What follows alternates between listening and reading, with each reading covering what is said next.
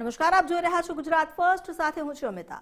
રાજુ કરપડા અને અમિત ચાવડા વચ્ચે બંધ બારણે એક બેઠકનું આયોજન કરવામાં આવ્યું। લાલજી દેસાઈના નિવાસ સ્થાને આ બેઠક મળી, જે ખૂબ જ સૂચક વાત માનવામાં આવી રહી છે। આ બેઠકમાં પાલ આંબલિયા પણ હાજર હતા। બેઠકને પગલે હવે રાજકીય બેડામાં ચર્ચાએ જોર પકડ્યું છે।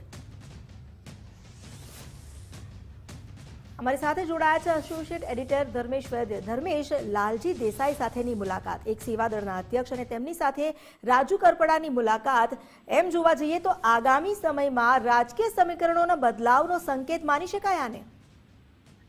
अमिता, राजू करपड़ा जયારે ખેડૂત યુવા નેતા અને આમ આદમી પાર્ટી છેડો પડ્યો ત્યારથી એ કયા પક્ષમાં જશે એની અટકળો તેજ થઈ છે।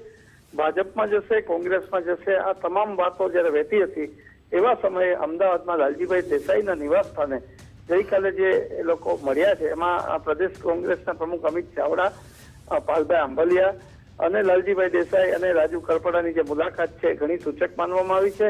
કોંગ્રેસ કંઈક નવાજૂની કરે એવું દેખાઈ રહ્યું છે। રાજુ કરપડા ને 2 દિવસ પહેલા જે અલગ અલગ પક્ષમાં જશે એવી અટકળો વચ્ચે જે કહી શકાય કે કરશનભાઈ ભાદરકા જે બાપુ છે, કરશન બાપુ, એમણે પણ આમંત્રણ આપ્યું જ છે કોંગ્રેસમાં આવવાનું। ને એવા સમયે ગઈકાલે જોકે રાત્રે જે બેઠક મળી એ પછી પાલભાઈ આંબલિયા અને સહિતનું કહેવાનું એવું છે કે અમે લોકો તો લગ્નમાં હતા ને મળવા આવ્યા છે, પરંતુ કોંગ્રેસમાં કંઈક નવાજૂની થાય તેવું દેખાઈ રહ્યું છે। રાજુ કરપડા અને બેઠક આગામી દિવસોમાં એટલે કે 1-2 દિવસમાં આ ભલે મળવા આવ્યા હોય તો એ પણ કંઈક સૂચક જણાઈ રહી છે। અને એને કારણે ગુજરાતના રાજકારણમાં રાજુ કરપડા હવે કેમાં, કોંગ્રેસમાં કે ભાજપમાં, એની કદાચ સ્પષ્ટતા 1-2 દિવસમાં થાય તેવા સંકેતો મળી રહ્યા છે। જી, આભાર આપનો જાણકારી આપવા માટે। એટલે રાજુ કરપડા હવે કયા પક્ષમાં જોડાશે તેને લઈને પણ આ હિલચાલને મહત્વપૂર્ણ માનવામાં આવી રહી છે। કોંગ્રેસનો પ્રયાસ હોઈ શકે કે રાજુ કરપડાને તેઓ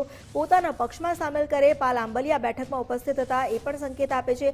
એક તરફ જૂની મિત્રતા પણ છે પાલ આંબલિયાની અને સાથે તેઓ પણ ખેડૂત નેતા છે, તો ખેડૂતો માટેના આંદોલનને વધુ પ્રબળ બનાવવા કોંગ્રેસ રાજુ કરપડાને સાથે લે તેવી પણ શક્યતાઓ છે।